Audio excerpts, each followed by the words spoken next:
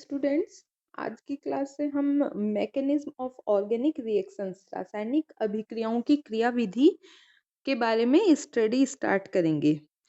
सबसे पहले तो जो रासायनिक अभिक्रियाएं हैं उनकी क्रियाविधि से क्या तात्पर्य है इसके बारे में बात करते हैं। कोई भी रासायनिक अभिक्रिया का मतलब है प्रोडक्ट है वो सॉरी जो रिएक्टेंट है क्रियाकारक जो है वो आपस में अभिक्रिया करेंगे और हमें कोई भी प्रोडक्ट मीन्स उत्पाद मिलेगा। ये कहलाती है कोई भी रासायनिक अभिक्रिया। अब इस रासायनिक अभिक्रिया के होने में मीन्स जो रिएक्टेंट है वो रिएक्ट करके प्रोडक्ट बनाए, इसके बीच में मतलब कौन से बॉन्ड टूटते हैं, कौन से बॉन्ड फॉर्म होते हैं, कौन सी बीच में स्पीशीज बनती हैं, ये सब जो है ये हम रिएक्शन मैकेनिज्म में पढ़ते हैं। मीन्स कोई भी रिएक्टेंट है वो किस किस मेथड किस किस रूल्स को फॉलो करते हुए प्रोडक्ट में कन्वर्ट हो रहा है, ये जो सब इंफॉर्मेशंस हैं ये कहलाती हैं रिएक्शन मैकेनिज्म। ठीक है। अब रिएक्शन मैकेनिज्म पढ़ने के लिए हमें सबसे पहले एरोज के बारे में पढ़ना पड़ेगा।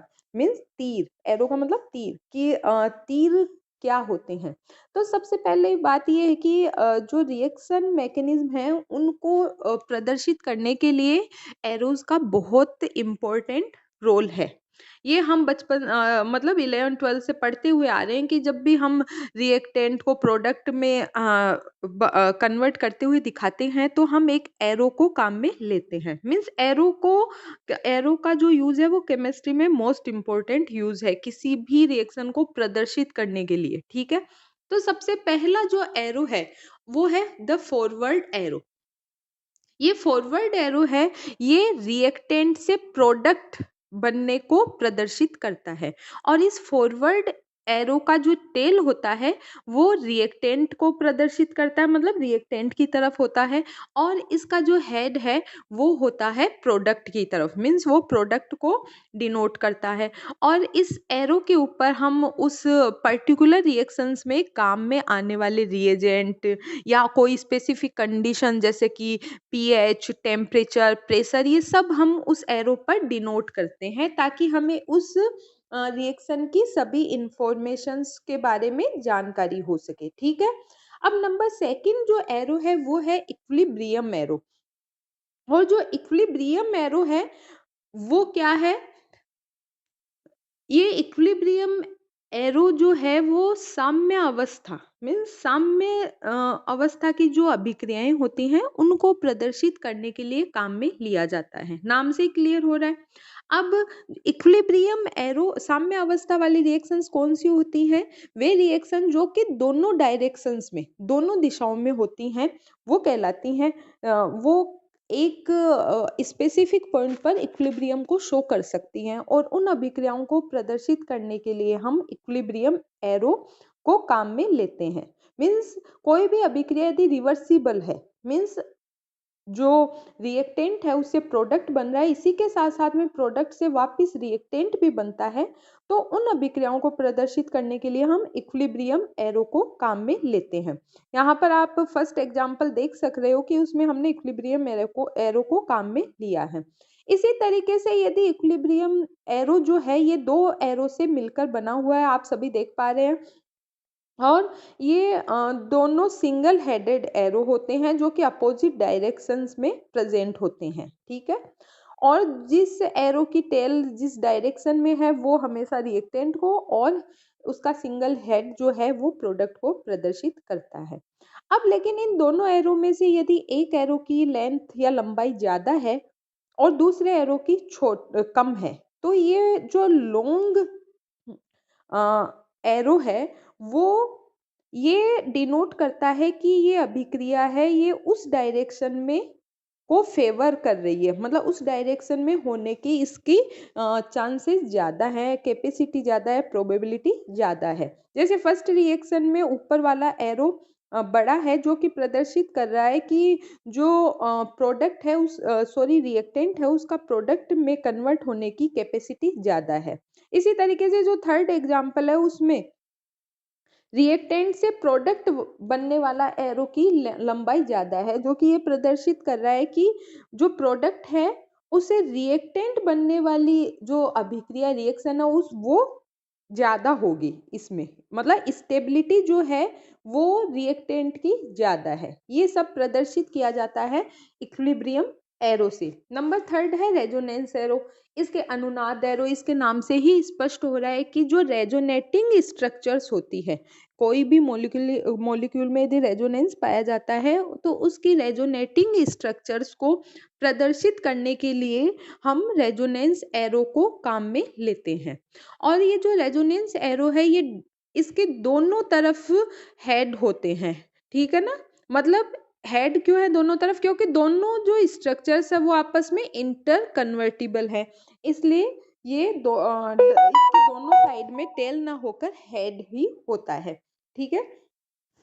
नंबर फोर्थ है the curved arrow, double headed, with double headed.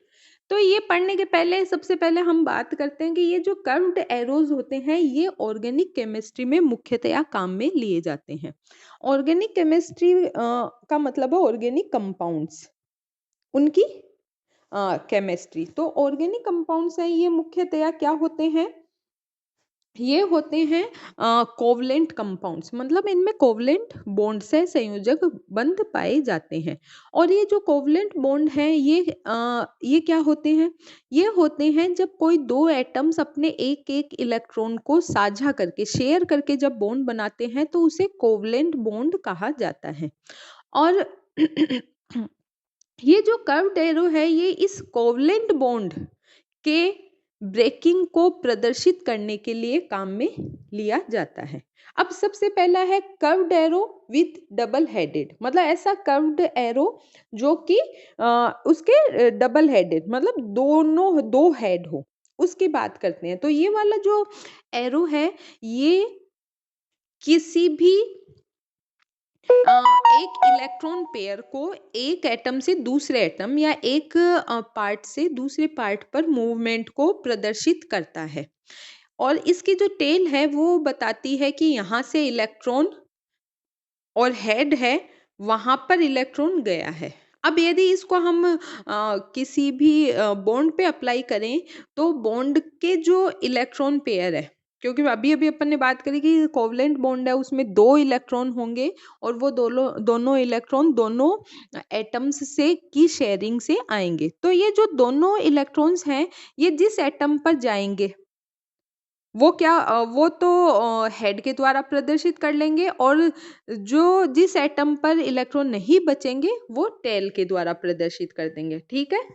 तो ये है अपना डबल हेडेड एरो। अब इसी तरीके से curved arrow with single headed, मतलब ये जो एरो है इसमें सिंगल हेड है। इसका मीनिंग है कि जो कोवलेंट बॉन्ड था उसके जो इलेक्ट्रॉन्स थे उनका डिस्ट्रीब्यूशन जब इक्वली होता है, इक्वली होने का मतलब वो दोनों जो शेयर किए थे इलेक्ट्रॉन वो एक एक एटम पर और दूसरा दूसरे एटम पर, या एक इलेक्ट्रॉन एक फ्रेगमेंट पे और दूसरा इलेक्ट्रॉन दूसरे फ्रेगमेंट पे आता है, तो इस एरो को काम में लिया जाता है। और इस एरो के कारण हमेशा क्या बनते हैं, रेडिकल्स बनते हैं, जबकि डबल हेडेड कर्व्ड एरो हमेशा आयंस की फॉर्मेशन करता है, क्योंकि जिस पर इलेक्ट्रॉन आ जाते हैं उस पे पॉजिटिव चार्ज आ जाएगा और जिससे इलेक्ट्रॉन चले जाते हैं उस पे जिस पर इलेक्ट्रॉन आ जाते हैं उस पे नेगेटिव चार्ज आ जाएगा और जिससे इलेक्ट्रॉन चले जाते हैं उस पर पॉजिटिव चार्ज आ जाएगा। लेकिन जो सिंगल हेडेड कर्व्ड एरो है ये हमेशा रेडिकल्स की फॉर्मेशन करता है, मतलब उसकी फॉर्मेशन को प्रदर्शित करता है, क्योंकि इसमें एक एक इलेक्ट्रॉन का इक्वली डिस्ट्रीब्यूशन होता है। सभी को जितने भी एरोज है वो समझ में आ गए कि कैसे, और ऑर्गेनिक केमिस्ट्री में जनरली कर्व्ड एरो ही काम में आते हैं। अब अपन बात करेंगे bond breaking and bond fission की। हम सभी जानते हैं कि किसी भी रासायनिक अभिक्रिया के होने के लिए जो रिएक्टेंट है उसके कुछ बॉन्ड टूटेंगे और प्रोडक्ट बनने के लिए कुछ नए बॉन्ड फॉर्म होंगे, ठीक है, तभी रिएक्शन होगी। अब ये जो बॉन्ड की ब्रेकिंग है ये कई मेनली टू टाइप से हो सकती है।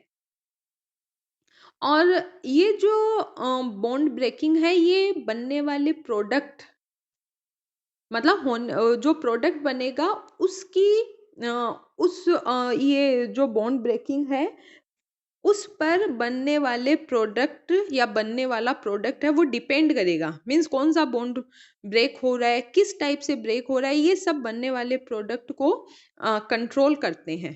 ठीक है। और चूंकि अपन ऑर्गेनिक केमिस्ट्री की बात कर रहे हैं, तो ऑर्गेनिक केमिस्ट्री में अभी अभी अपन बात करके आए हैं कि कोवलेंट बॉन्ड ही होते हैं।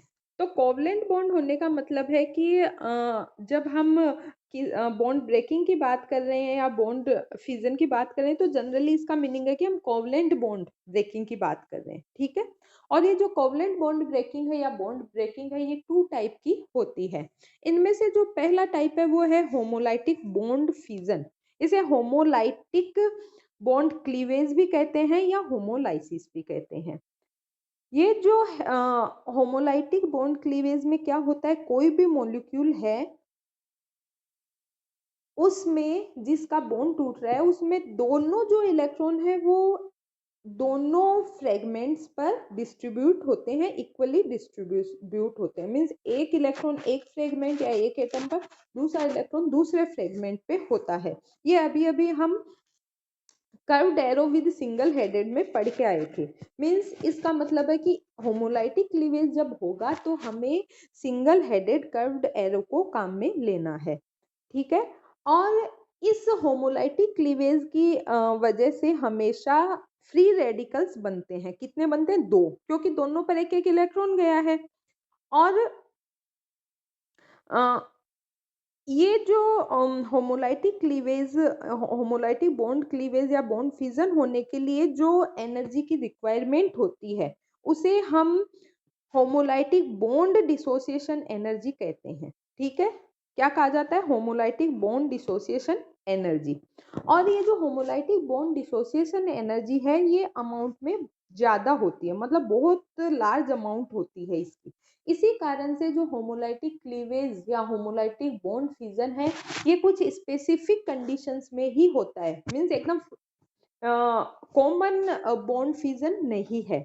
और ये कुछ इसके कुछ स्पेसिफिक केसेस की बात करें तो उनमें क्या है, यदि हम मॉलिक्यूल को अल्ट्रावायलेट रेडिएशंस में रख दें या प्रोवाइड करवा दें, तब होमोलाइटिक बॉन्ड फिजन हो सकता है। इसी तरीके से हम होमोलाइटिक बॉन्ड डिसोसिएशन एनर्जी के इक्वल किसी मॉलिक्यूल को हीट प्रोवाइड करते, तब भी होमोलाइटिक फिजन हो सकता है। इसी तरीके से हम पायरोलाइसिस करवा दें। पायरोलाइसिस का मतलब है ऑक्सीजन की प्रेजेंस में किसी मॉलिक्यूल को टेम्परेचर प्रोवाइड करना, और उस कंडीशन में भी होमोलाइटिक क्लीवेज हो सकता है। मीन्स हमें बहुत ज़्यादा अमाउंट ऑफ एनर्जी यदि मॉलिक्यूल को दे दें या दी जाए, तो मॉलिक्यूल होमोलाइटिक क्लीवेज को शो करता है, प्रदर्शित करता है। ठीक है। बट कुछ ऐसे केसेस भी होते हैं जहाँ पर ये जो होमोलाइटिक बॉन्ड डिसोसिएशन एनर्जी है, इसकी अमाउंट कम होती है, और उसका बेस्ट एग्जांपल है पेरोक्साइड्स। पेरोक्साइड्स में जो ऑक्सीजन ऑक्सीजन बॉन्ड होता है वो वीक होता है, इसलिए एनर्जी की कम अमाउंट में ही ये ब्रेक हो जाता है और हमें 2 फ्री रेडिकल्स मिलते हैं। ठीक है। नेक्स्ट है heterolytic bond cleavage. Heterolytic bond cleavage जो है, ये इसे हम हेट्रोलाइटिक बॉन्ड फिजन या हेट्रोलाइसिस भी कहते हैं। इसमें क्या होता है, इसमें जो कोवलेंट बॉन्ड है उसके दोनों इलेक्ट्रॉन या इलेक्ट्रॉन पेयर बोला जाए, वो एक पार्ट या एक ही एटम पर ट्रांसफर हो जाते हैं और दूसरे एटम पर इलेक्ट्रॉन नहीं रहते हैं।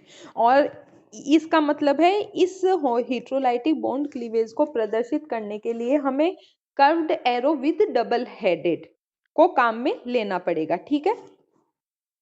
अब ये अनइक्वल डिस्ट्रीब्यूशन जो है, उसके कारण आयंस फॉर्म होते हैं। उन आयंस में जो एटम जिस पर इलेक्ट्रॉन पेयर आए हैं वो नेगेटिवली चार्ज्ड हो जाता है, और जिस एटम्स पर इलेक्ट्रॉन नहीं रहे हैं वो पॉजिटिवली चार्ज्ड हो जाता है। ठीक है। और ये जो पॉजिटिवली चार्ज्ड एटम है, उसके कारण उसके साथ जुड़ा हुआ पूरा जो पार्ट है उसे कहा जाता है कैटायन। इसी तरीके से जो नेगेटिवली चार्ज्ड पार्ट है उसको कहा जाता है एनायन। अब ये कैटायन और एनायन जो हैं वो हम कैसे डिसाइड करते हैं, वो करते हैं हम उन दोनों एटम्स की इलेक्ट्रॉन नेगेटिविटी से। यदि जिस एटम की इलेक्ट्रॉन नेगेटिविटी ज़्यादा है वो एनायन फॉर्म करेगा, मतलब बॉन्ड के इलेक्ट्रॉन को जनरली अपनी ओर आकर्षित करेगा, और जिस एटम की इलेक्ट्रॉन नेगेटिविटी कम है वो कैटायन फॉर्म करेगा, मीन्स उस पर इलेक्ट्रॉन नहीं रहेंगे। ठीक है, और इस बॉन्ड डिसोसिएशन के लिए जो एनर्जी चाहिए उसको हम हेटेरोलाइटिक क्लीवेज या हेटेरोलाइटिक बॉन्ड डिसोसिएशन एनर्जी कहते हैं। ठीक है, और इसका हम एग्जाम्पल देख सकते हैं नीचे। जो हाइड्रोजन क्लोराइड है उसमें हेटेरोलाइटिक क्लीवेज से क्या हुआ है, क्लोरीन की चूंकि इलेक्ट्रॉन नेगेटिविटी ज़्यादा है इसलिए इलेक्ट्रॉन पेयर क्लोरीन पे आ गया और वो क्लोराइड में कन्वर्ट हो गया, जबकि हाइड्रोजन पर पॉजिटिव चार्ज आ गया है क्योंकि इस पर इसकी इलेक्ट्रॉन नेगेटिविटी कम है। ठीक है, इस प्रकार से जो आयंस की फॉर्मेशन होती है वो किस में होती है, हेटेरोलाइटिक क्लीवेज के दौरान। आज की क्लास में इतना ही पढ़ेंगे, आगे का नेक्स्ट क्लास में पढ़ेंगे। धन्यवाद।